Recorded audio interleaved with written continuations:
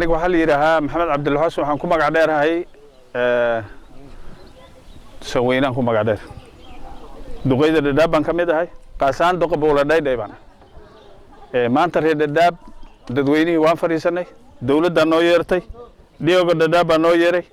dadweynihii dhammaantood way aan isku imaanay ilaa 6 saac baan fadhinay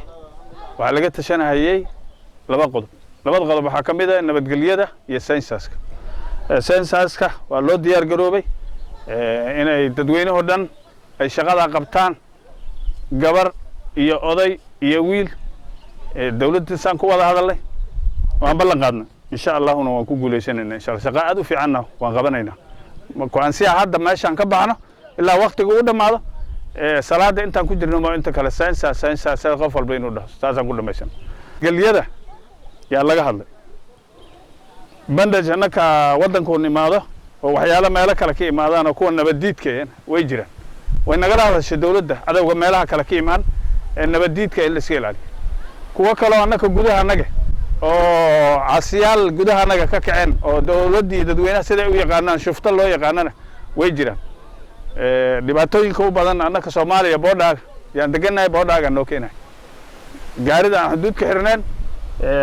bagaaska xaaraanta wataana medication aan soo marin waxyaalahaas ilmaha caasgaroobeen iyo kuwa shaqada aan haynin iyo jidadka u galaan dhibaatayna annaka nagu keen waxaan ku tashanay haddaan nahay dadweynihii dhadhaab oo dhiyooga noo yeeray dawladda hoosta community inaan arrinta ayada aan u baxno tadawbari kadib tadawbari way dawladdan ku hadashay laakiin ilaa saaskan uu naga dhamaado yaan go'aanka u dambeeyo yaan ka keeni doonaa insha Allah ta'ala sababtoo laba gacmood baan nahay saas tirakoobka bandajnaan raadino shaqadaanada ma noqon doonto markaan tirakoobka iska bogno hadda dhaxdeedana wixii wargelin waa la is wargelin iyo wixii la iska rabo iyo magaca inay hebel wixii shufta iyo qoysaska waa la sheegay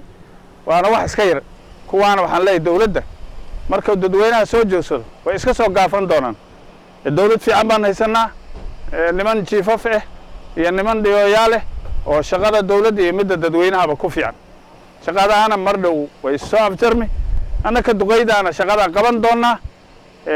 haddana shuftada waxaan leeyahay waxay haystaan raadiyaal warkaan ku hadlayna way dhageysanay ani maxamed cabdilxuus baa leeyahay saweyna awadan baa imaadaan xabada ay ugu dhuftaan ha keenaan qoryaha ay haystaan nabadgelyaan wiilkayga ay dilaan gabadha ay dilaan dadka ay laayeen yaa naloo haystaa magtiis oo qabiilo kale noo dilaan oo kuwa jiiraanka aan annaka maqaabulka ka mud kuwa nala dhasheen maxamed suweerka ka mud qabiilooyinka Soomaaliya ee wadanka Kenya iyo kuwa Soomaalida aan ahayn warday baan bixinay maqaabul baan bixinay magtood wiilal guryaha ka baxeen oo nama darsaday dirin yaa dhibaatada noo keenay waxaan leeyahay soo celiyo qoryaha wiil walba odaygiisii jiifkiisa laysaa rudisha bunduku haddaad soo celin weydaan meeshiina aad ku tageen wassalaamu calaykum bismillah meeshan maanta aan joogno waxaa noo yeeray Diyooga division Dhadhaab wuxuu noogu yeeray nabadgelyada ka wada hadalkeeda waxaan rabnaa annaga odayaashii magaaladan aan Dhadhaab waxaan jecelnahay nabadgelyo in la helo dadka nabadgelyada laga heli laayahayna waa dhalin awlaan u dhale dadka nabadgelyada laga heli laayahay waa dhalin awlaan u dhale